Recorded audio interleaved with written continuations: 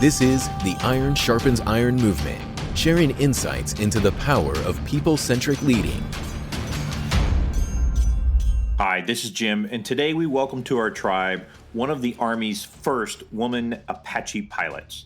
In the last 5 years, she has interviewed women in the vanguard of their military fields as research for the grit factor to better understand shared stories and lessons in leadership, and most importantly, in grit.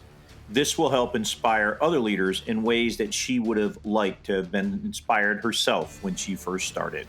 This is Shannon Polson. Iron Sharpens Iron movement is brought to you by N2 Growth, a leader in executive search, leadership development, and talent management. We find and develop the world's best leaders. Learn more about our practice by visiting us at n2growth.com or click on the link in the show notes of this podcast. Shannon, welcome to the Iron Sharpens Iron movement. We're so happy to have you here. You know, it's not often that we get someone that has the passion that you have. I've done such research on you, and of course, everybody's excited by hearing the bio that we've read on you, and we are ready to really dig down and learn so much about this fantastic word that's pretty common out there that most people don't know much about, to be honest, and that word is grit. So welcome to the show. Thank you so much. It's great to be with you. Well, I'm really pumped for this because it's really interesting. We're both in the worlds of leadership. Most of the podcast listeners are looking for leadership tips and tricks and things like that. And grit has definitely been one of those words that's been floating around in the last few years. But this may be my own honest opinion of it. But I think people throw it out there and have no idea what it means. I think that's it's just a fancy word. Yeah, exactly. It doesn't sound fancy, but it seems a little elusive, doesn't it? Yeah, absolutely. So, I know that you have been shaped by your experiences. You know, we always talk about, hey, your education, your training, your experiences really shapes the leader. But there is no doubt that I think you have a sense of where you came from. So I'd love for you to share for a couple moments about the journey that got you to the point to where you sit today. Wow, it's a windy road for sure. I grew up in Anchorage, Alaska. Yeah, I know, and I hate it when people start out with like, "Oh, I was born, in such and such a place." But I do think that growing up in Alaska, being born and growing up in Alaska was certainly very formative for me, and certainly did have a major impact on who I am today. I left Alaska for college and went to the other side of the country to Duke University for college. And that couldn't have been more of a culture shock in the late 80s to go from Alaska to North Carolina. And I still say it was the biggest culture shock of my life. But as part of my part of my time at Duke was I was studying English literature and art history, but I was also part of Army ROTC.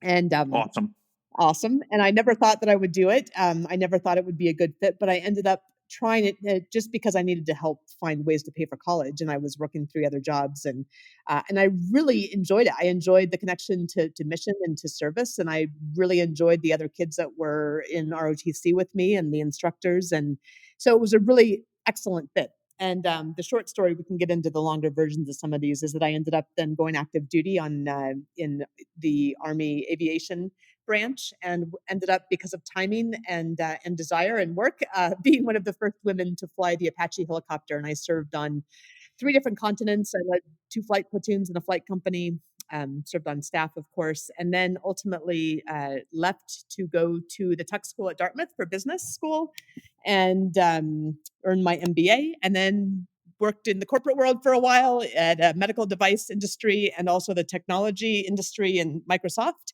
And then I've been doing this writing and speaking and studying leadership and getting back kind of more into the creative and leadership aspects of life for the last almost a decade now. So that's it in a nutshell, if one could make a nutshell out of all of that windy road. That's, hey, yeah, that is well, it's an amazing journey, and I love how it's a little full circle-ish, a little too. And do you think, like back in your time in Alaska, when you said that's your formative years and it's a little different than everywhere else, I think everybody has in their mind, what living in Alaska is like and all that. Do you say your upbringing was a little bit about everybody's movie in their own heads about being in Alaska an Alaskan, kind of that, climbing mountains and, flying in bush planes and doing all that stuff? The reality is that Alaska. I grew up in Anchorage, and Alaskans don't even consider Anchorage to be Alaska. Now, I think That is so true. that was disappointing Regular for many. city right there. Yeah. But yeah, it's a regular city, and we were certainly on the outskirts. But yeah, lots of time in the outdoors. But we weren't fishermen. We weren't hunters. We did do a lot of mountain climbing and backpacking and good stuff outdoors. But I think really it's the growing up in Alaska. You have to be prepared for anything. You have to, when you go out and you go on a drive in the winter, you have boots and a candle in the back in case you go off the road and nobody comes along. And then part of it is that, women are doing everything that men are doing and nobody blinks, right? I think there's a bumper sticker that we have in Alaska that says Alaska where men are men and women win the Iditarod. Because of course the Iditarod has been won by women more than once. And I think that's a great way to grow up as a young person. Yeah, you bet. And it probably made the transition easiest when you were one of the first female aviators in attack, right? Oh, well, I don't maybe a little bit anyway. I didn't doubt myself. Until I started to realize that the environment was not as supportive, and then you do suddenly get put in this position where you say, "Wow, well, there's people that don't want me here and are actively opposed to me being here, and I haven't experienced that." And so, as a young Hmm. adult, that was definitely challenging. I grew up in a family that was pretty supportive, and that was definitely a transition for sure.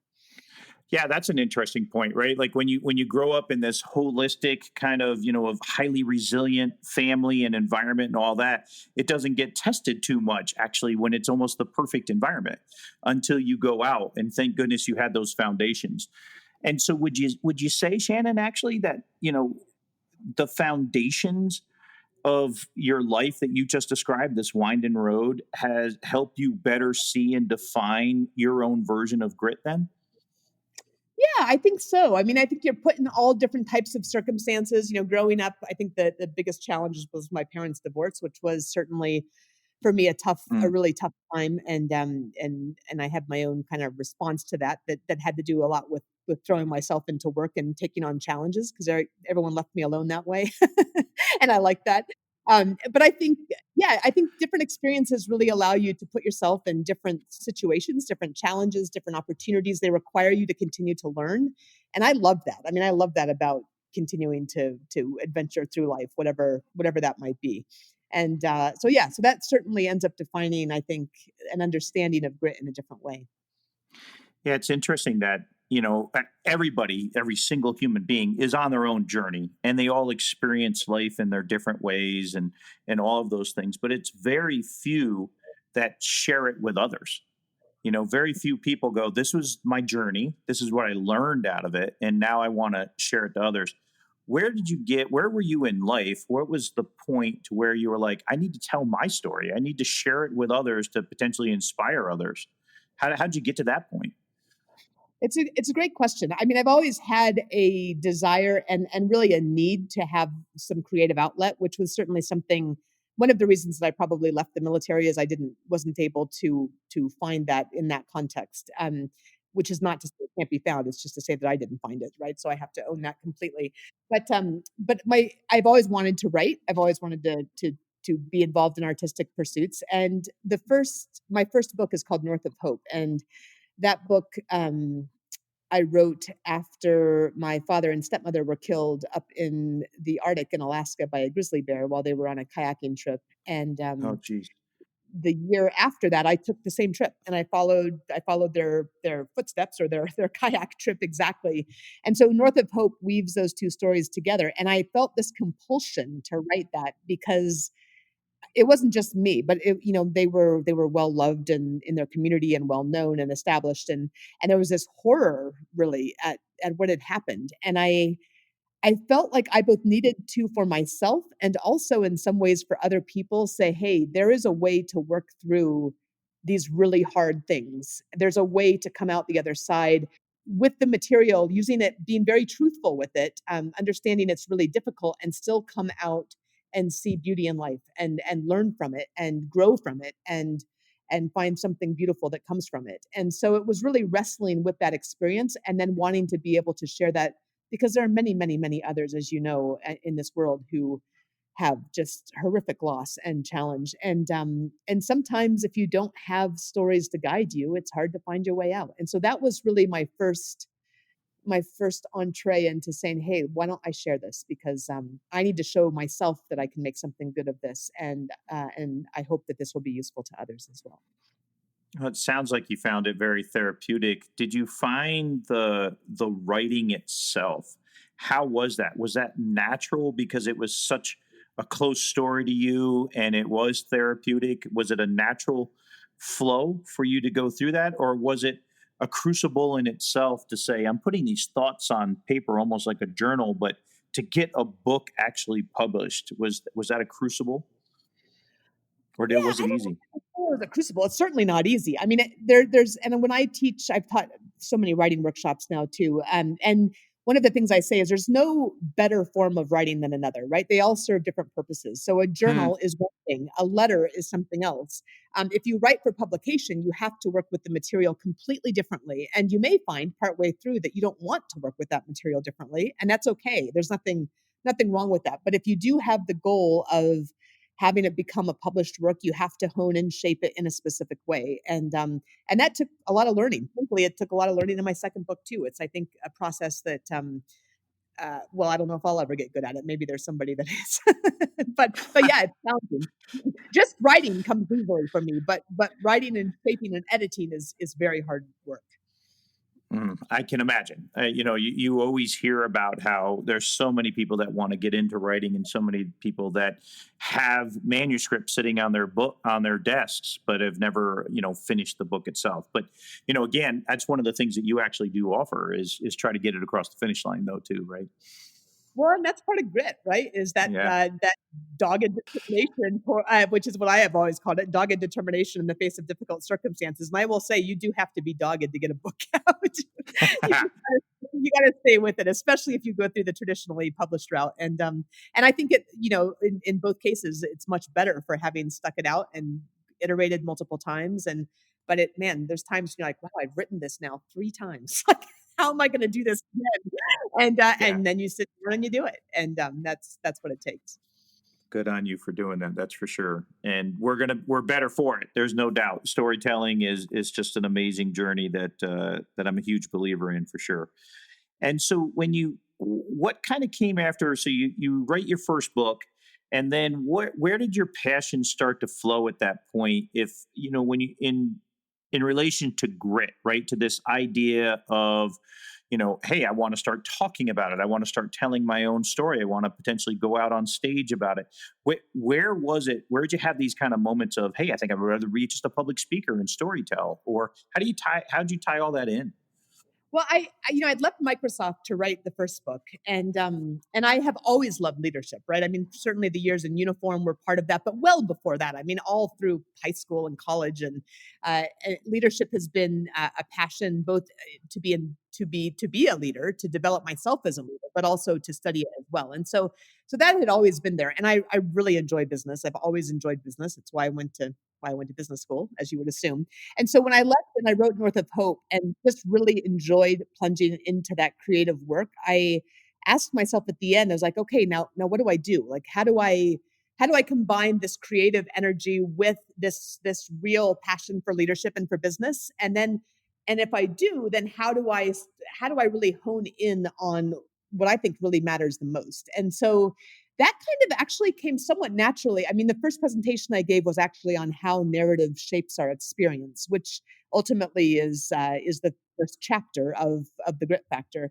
I mean, it's not called that, but it really talks about the importance of story. I mean, we're wired for story quite literally, right? Neurologically, we understand You bet. information and stories. We have to tell stories. We have to convey information through stories if we want to do it effectively. And so I focused really on that, and then started to look at, okay, how do I pull my own experience into this to make that more relatable? And I was like, grit is that thing that I feel like when people ask, and I sort of feel like I just have done what I've done, but you run into people who are like, how did you do that? Like, how could you possibly do, X, Y, or Z? And I was like, well, we always just called it grit when I was growing up.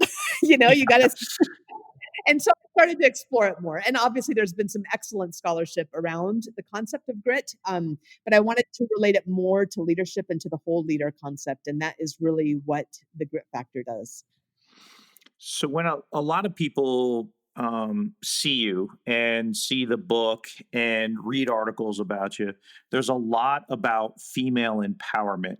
But would you agree with, is your angle from this talking about how females should not be considered any less in the business world, in the leadership world, all of those things, and it's kind of female centric on the journey and the story about grit through the lens of a female? Or is this leadership 101? This is grit, male, female, doesn't matter, all of those kind of things. This applies to all human beings. That's exactly right. And I think it's so interesting to have you ask this question because I both am passionate about and have been very, very vocal about and involved with leadership diversity and inclusion efforts. Absolutely. I'm a huge, not just supporter, but believer that we have to do more work in that arena. And at the same time, I really was hoping initially that the grit factor would have nothing that showed that there was any female centrism to it at all on the cover. Now, the publisher had exactly the right idea on how to do everything, of course, and it ends up fitting into multiple this way because they're brilliant. They know how this works. That's But I right. will say that if you were to read a book and all of us do all the time on leadership and they only included men, we wouldn't say this is male centric, right? And I That's think right. it's a good question to ask ourselves why when you reference female leaders, why it's necessarily female centered. At the end of the day, it's simply about leadership. It's about everybody bringing their talents and capabilities fully to the table. And the reality is that minorities, and in this case women, have had to work a lot harder to be able to do that. Sure. There's no doubt about that, right? And I mean, and you are a living example of that, of just even in the, as late as the 90s and even today, right? When they're just now allowing females into special operations and all of that. There's always been this constant hurdle, at least from the military side, then the glass ceiling on the business side, and all of those kind of things. It is a reality that is there to be talked about. Yeah, for sure. And I think you got to say, like, if you're heading up any organization of any size and you want it to perform at its best, and whether you're concerned about the bottom line or you're concerned about some other metric of success, the reality is you're going to do better. And all of the studies are extremely clear about this. If you have 100% of the population to draw from and not just 50, and if you make sure that that 100% of the population has the opportunity to contribute 100% of their talents. And if you restrict that in any way, I just don't understand at all from the practicality standpoint what in the world that does to benefit anybody. It is amazing that in the business for profit world, that they would allow themselves to have one arm tied behind their back. I don't get that from a business perspective. I never have. Why wouldn't every single business strive to be the highest performing organization at the maximum capacity they could be? And it's a shining light of D&I. It just is. Yeah, no, absolutely. Great opportunities there, right? As we could say. Yeah, absolutely. So Shannon, when you've had all of this form now, and you're like, man, I've got some great ideas, and people are saying, how have I gotten to this point? And it's just this word grit. You have had to have been asked 100 times now. Also, what is your true definition of grit? Yeah, and I will always start my answer with the official answer, which is from the researcher Angela Duckworth, of course, and her outstanding book Grit isolates that as a characteristic, and she calls it passion and perseverance towards very long-term goals. I have always called it dogged determination in the face of difficult circumstances, which is, I think, a slightly grittier or rougher definition. But to be frank, in the times that we're all going through right now, when we can't see the long term horizon, and it's very difficult to even have those long term goals, I really do think that dogged determination comes into play more than ever. Yeah, absolutely. Because it's a little difficult even to say, well, how do you define a long term goal? What's a long term goal? Is it the end of the week? Is it Right. next month? Is it a year from now? Um, for that, and so there's a huge parallel here on resilience, on the way, at least how I think I define the terms of resilience and how most people may see the world of resilience. You don't see grit necessarily tied in with resilience. It's usually, emotional and mental and social and spiritual and family dynamics, things of those kind of terms. And now you're putting kind of another one in there with grit. Is it a separate portion? You have a high resilience plus grit, or is grit in the resilience kind of umbrella from your point of view? I mean, there's clearly related. It's so interesting. I just had a conversation about this the other day, and I haven't been able to, for myself, or nor seen anywhere else, something that really clearly breaks them out. But when I started the work for the Grit Factor, my initial focus was simply outstanding women leaders in various domains, or people who had done really unusual things. And so I interviewed a cowgirl out where we live, and who's tougher than males, and an Everest climber. And the Everest climber actually, and then we ended up focusing just on women in the military for this particular book. But the Everest climber gave an interesting differentiation, and he said, grit is that rainy bivouac. It's that those platforms that those climbers sleep on the side of a rock, and it's pouring down rain in the middle of the night. So that's what grit is that rainy bivouac. It's just basically sucking it up and getting through. And then resilience in her mind was like being like a reed that bends and comes back. And I thought that was pretty good. I have thought that as I've considered grit more and more, and as I got into the writing and the development of the Grit Factor, the book, and also the training at the Grit Institute, is that the important thing that came out for me is that grit is not an isolated concept, but it's part of a whole leader ecosystem, really. And so when I look at grit, I really think of it as this connection to the past and engagement in the present, and a future forward perspective that have some pretty specific characteristics. So I think considering it in isolation, and I'm not the academic, obviously, but considering it in isolation ultimately didn't work. And I interviewed dozens of women in the vanguard of their military fields, certainly looked at my own experience, looked at all the secondary research and multiple other dissertations on the subject. And it really does seem to me that it has to be part of the whole person. It doesn't stand alone. It is interesting as you were talking. I was reflecting on the word still, and it's a harsh word in a way, right? Yep. Grit. It feels harsh, sounds harsh. You kind of get mental, physical, social, spirituality kind of things are a little softer, and then you have the hard word into it. But I love the climber's analogy because in a sense, it is the hard part, right? It is the armor.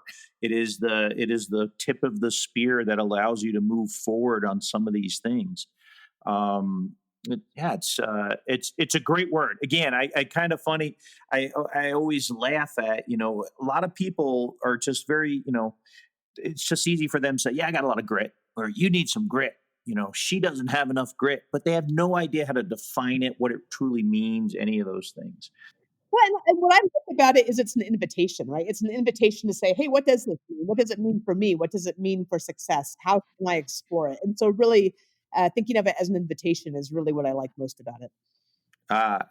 That's a fantastic saying, by the way. I'm gonna steal that from you, because that's a fantastic way to open a door to conversations. There's no doubt. So you interviewed tons of folks, female leaders from different areas, mostly military, and they all had these experiences. They've all kind of learned it from things. Or they experienced it, I guess I should say. Can you teach it? Can you teach grit? You absolutely can. I mean, I think it's the question that I get really in so many presentations that I give, and so many opportunities to work with clients in industries across the country and around the world, right?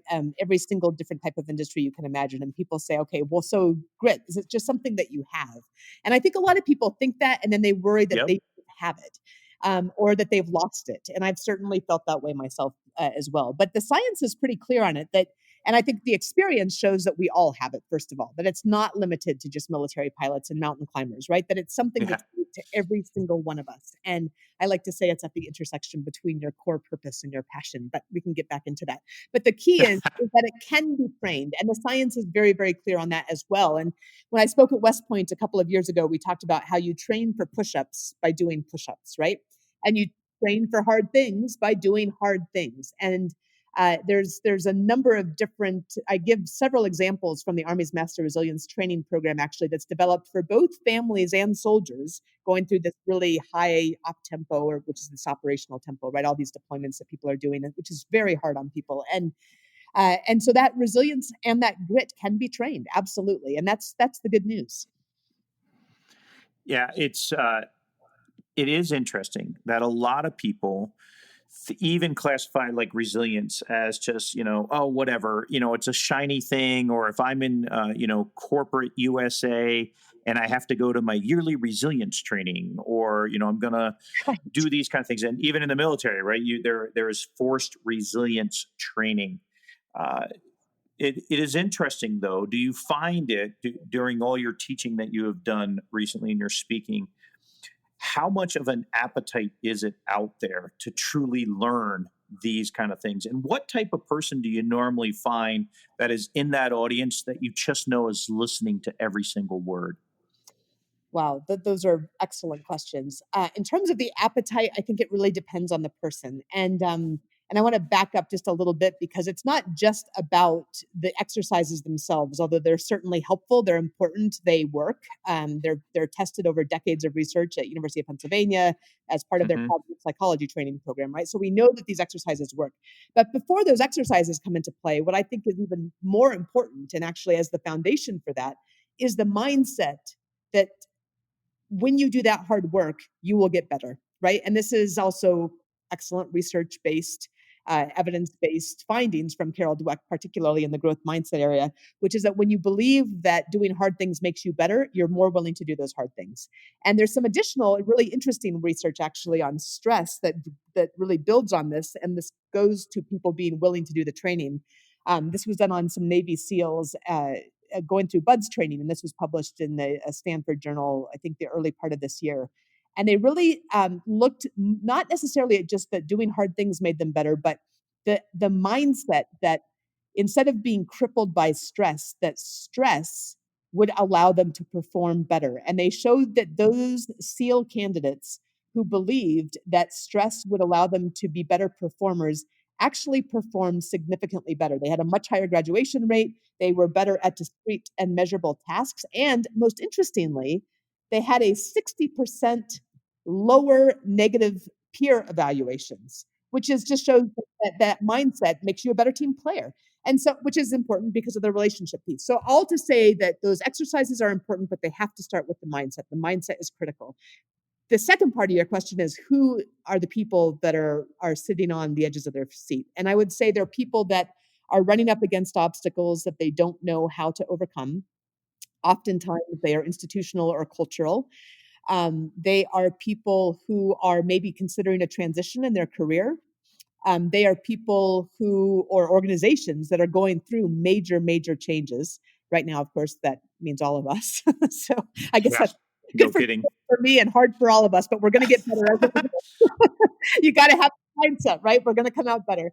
And it's also people who are interested and concerned for both, either, I mean, not necessarily just themselves, but for their colleagues and for their children. I get questions about that. Probably a third of my questions are about people's children. So it's really interesting. It really runs the gamut.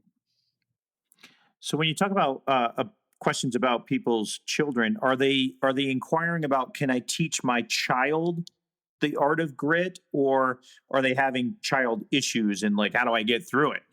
Well, I can't help but because I've got a 7 and a 10-year-old, and I'm in the midst of that myself. So, no, it's really people being interested in teaching grit to their children, and that's not my specialty. I'm not a child psychologist. Angela Duckworth will say the same about her work. She has a great chapter in her book about it, though, and I will just talk about some of the things that we've read and that we work on with our kids too. But it's a lot of the same things we do for ourselves. Yeah. Yeah, yeah. As a side note, it's amazing how most people don't give kids enough credit for how smart they really are and how intuitive they really are, and how these adult topics can't be taught or conceived by children. And I don't know. It's just amazing, and when you talk about the field of psychology, like their brains literally still are sponges. And what a better time to institute well, just like your story, right? Growing up in Alaska probably shaped a lot of your psychology. There's no doubt. No, there's no doubt. And certainly growing up with parents that helped to instill that in me as well. I mean, I think that's as Tom Peters recently said, he said, "Let me tell you how I got to be successful. 99% are my parents." And how I grew up. And we have to have the humility to understand that, by the way, because that way Yeah. you also understand that many people don't have that benefit. And there are other ways that people need to have the opportunity to be exposed to those things. So So as you've been out on the road, and I know, over the last few months, you probably have not been literally out on the road with COVID still all around us. But when you're approached by business leaders, and I'd love to just get your own personal perspective, that yeah. where do you feel we are in time from a leadership perspective on what are some of the things that are needed to be a successful leader, not 5 years ago, not when you went to B school, but in the future? Like, what are some of the things that you think are new? And as a competency, future leaders, current leaders that are leading into the future should really pay attention to. That is such a good question, and it's so interesting because I was just back speaking at the Tuck School at Dartmouth actually last year. Actually, not last year. It was March. It was it feels like last year. It was March, right before the shutdown, right before they closed classes, actually. Oh, wow. And so it's not been long at all. But and there's already a big shift from when I was there, although that's now been 15 years. But and I would say that the leadership, I think, in a very good way, there is a different focus now on, and it's funny because I remember I would have thought this was so touchy feely when I was going through because I just left the military, but on empathy and the ability to relate to others. I have a whole chapter in the Grit Factor on listening as a strategic leadership skill, and I think that if you are again maximizing the opportunities of contributions for a broad section of the population, which should be all of it, then you've got to be able to be willing to surround yourself with people that are different from you, that look different from you, that think different from you, and then ask them questions and listen. Because it doesn't work just top down anymore, right? It's not the military model. That doesn't work That's right. anymore. And it doesn't work to dictate and it doesn't work to and honestly, it's a hard transition, I think, for a lot of people. And but it's a necessary transition. So I think those key skills are empathy, they are listening, and they are understanding that it must be people centric. Your work must be people centric. And I think from the military, the piece that we know is it's mission first, people always, right? Like you take care of your Right. people, they take care of the mission. And if you had good leadership, that's what happened. But it was still pretty hierarchical. I mean, in fact, completely hierarchical. and Of course. Yeah. out of necessity, it's a whole different thing, right? But that's not how business is working. So there's certainly the people focus has to be much more fluid, I think, in terms of the willingness and the ability to listen and to take in information and to be able to be willing to be vulnerable yourself as well, which I will say is hard for me. Yeah, all fantastic current and future leader traits that are needed in today's world. There's no doubt about that. So, Shannon, I'm going to push you a little bit here. Right? In that, again, and it might just be Jim Hotailing's perspective, right? But this whole idea of grit, right? Again, I'm back to, it's a bit of a harsh word, right? It's a solid word. Yeah. It's very focused. In your book, you've referenced a few of the chapters already. You've talked about communications and storytelling. You've talked about high empathy. You've talked about vulnerability. So this grit factor, which Yeah. again is potentially harsh. Yes. The realities are the soft underbelly of it, though, is just pure leadership 101 kind of things, right? Like your concepts of leadership all placed into one book produces the ultimate grit. I think yes. I think that's actually a really interesting perspective on it. It is a when you get to something that is truly incredibly difficult to manage through or to push through or simply survive or ideally to excel through, right? To thrive in the midst of. What I think is, and this is where it seems to me that grit is not this discrete thing, that grit is part of this larger ecosystem because I mean, again, there's a difference between grit and mile 23 of the marathon. This is my recent metaphor, having done just a few Ironmen and a few marathons. And that mile 23, I mean, you see people quit, right? They're right at the end. And they quit. And you're like, oh my gosh, you're just right there. And then when you run that marathon, you realize, wow, it's pretty awful at that mile 23, right? And so It's no joke. it's no joke. But that's one time of grit that is this very discreet pushing through a tough point. And it's another thing to really sustain something over the long term. And our culture is more and more, I mean, I don't know, we're totally saturated in expecting immediate gratification, right? Whatever that is. And that makes people less willing to work on relationships, whether they're at home or at work, whether they're less willing to stick with a job, whatever that might be. And so I think that kind of acculturation does not support this kind of long-term dedication, which ultimately leads to satisfaction, but also requires you to understand yourself, understand your story, drill down to core purpose. That's our second chapter, right? Really have a strong foundation in who you are and what your values are, what your purpose is. And when you do that work and you build those relationships and you nurture those relationships, that's what sustains you for that long push.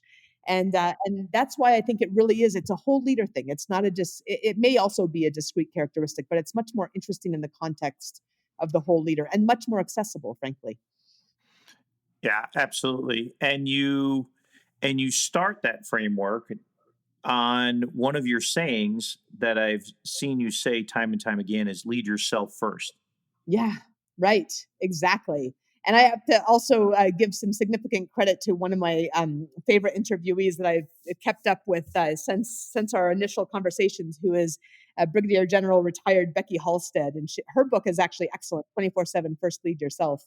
And she also works at the Thayer program at West Point and is just an outstanding human leader. But, you know, you do have to start with yourself. You can't until you understand who you are and what drives you. And frankly, I'm giving advice to myself as a younger person that I wish that I would have had, because I Sure. don't think I could have defined it quite as much as I wish that I, looking back, would have been able to. And I think it would have stood me in good stead to have done that work then. So again, this is writing a book for the person that I was and the things that I wish that I'd known and at various stages, not just at the beginning, but at various transition stages as well. So And I'm a big believer in the power of threes, Shannon. And you bring this concept of there's no doubt you got to lead yourself first. And that center of responsibility is the person looking in the mirror, looking back at you in the mirror.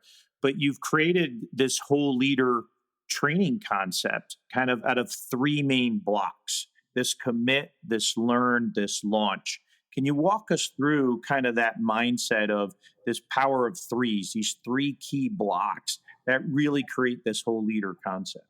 yeah, absolutely. Now, this is both part of the Grit Factor. It's also part of the training program at the Grit Institute, and that's available to individuals, but it's also available to be licensed to companies and things that I can walk people through. But Nice. the commit is really owning your own story, drilling down to core purpose. That's that internal work where you're leading yourself first.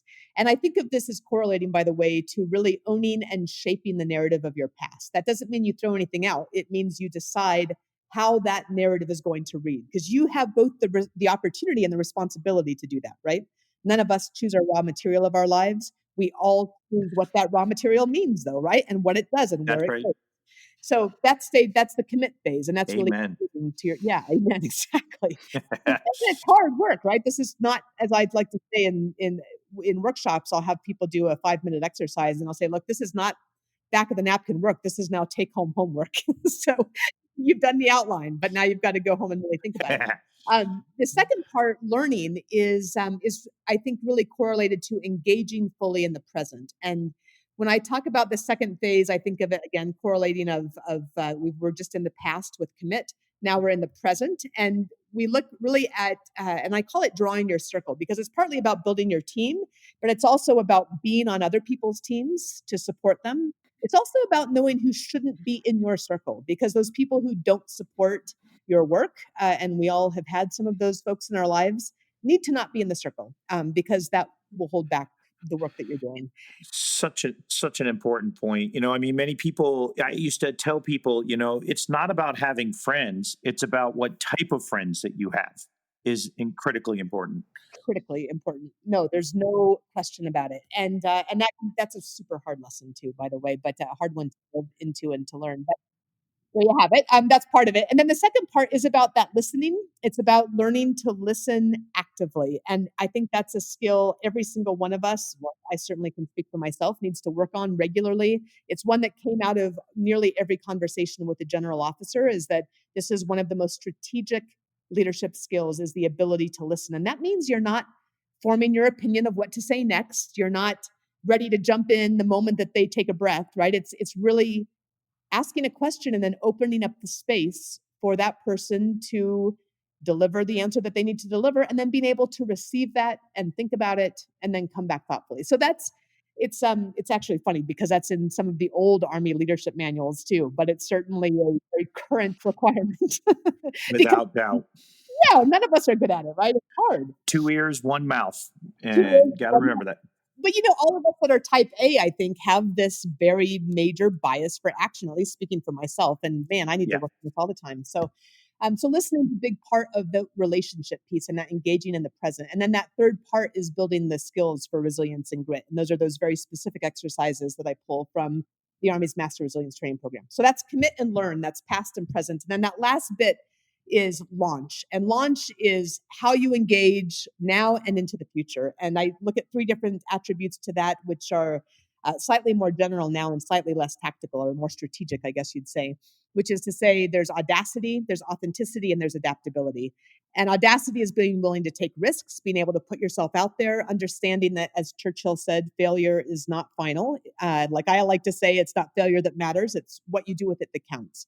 But you've got to be willing to take the risks if you're going to succeed.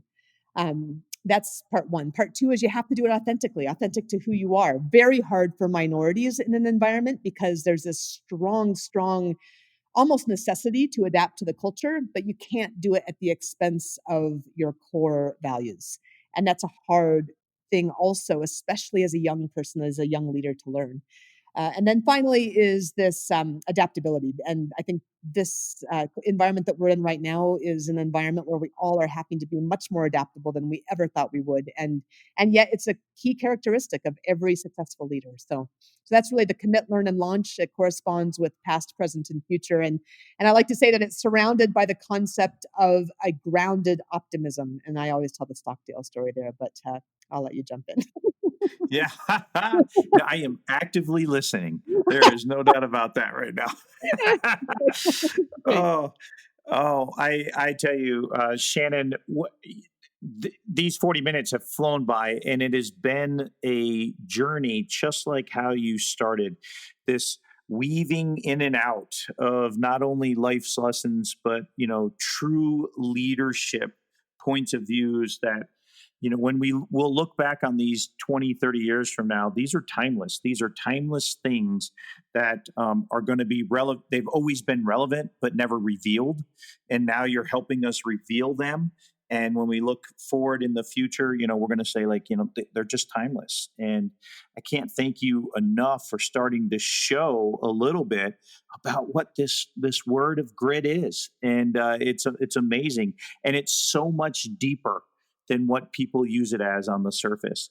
So as we start to wrap up today, I'd love to leave you with the final word or reflection for our listeners, because I guarantee you this, Shannon, before you say these final words, is that as soon as everybody is done with this podcast, they're going to click on those show notes and they are going to the Grit Institute and they are going to find out more. There is no doubt about it. Or certainly trying to jump onto Amazon and read The Grit Factor for sure. So with that, I'll leave you with the final words. Great. And again, such a pleasure to be with you. The final words I would say on grit is because it is a characteristic that is for the long haul. It's a characteristic that is part of the whole person. And the times that we're in are quite frankly unprecedented. And on top of them is all of the regular things that happen in life, right? I mean, we have all friends experiencing major tragedies, and there's now environmental challenges on top, and there's political challenges. They're truly unprecedented. And I think what is important to remember as well is, because this is part of the whole person, that you can't be full on grit all the time. And I would encourage people to be comfortable with saying, Great hey, point. part of starting with yourself, part of leading yourself first is taking the time you need to rest and recover. And I know that's a funny note perhaps to end on, but perhaps not. I think your listeners are probably pretty savvy, but you've got to take care of yourself and take care of your family and take care of those things that matter most before you can really engage in what we're talking about with grit. Shannon, I love it.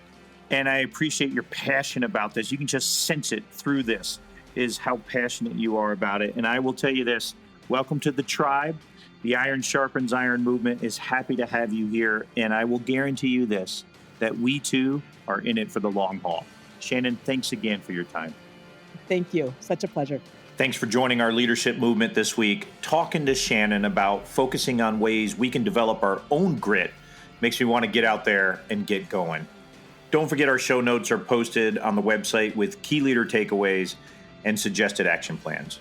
Be sure to subscribe to the podcast and tell a friend so that we can continue to build the tribe. Until next time, remember that iron sharpens iron. Make yourself and others around you better every single day.